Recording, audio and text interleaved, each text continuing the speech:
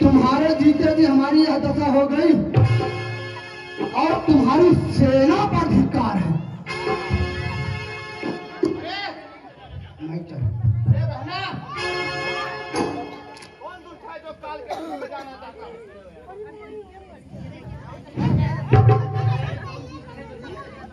बहना, कौन दुष्ट है जो काल के मुख में जाना चाहता है? जिसने तुम्हारी यह दशा की है। हमारे जीते जी तुम्हारी नाक और कान को किसने काटा है?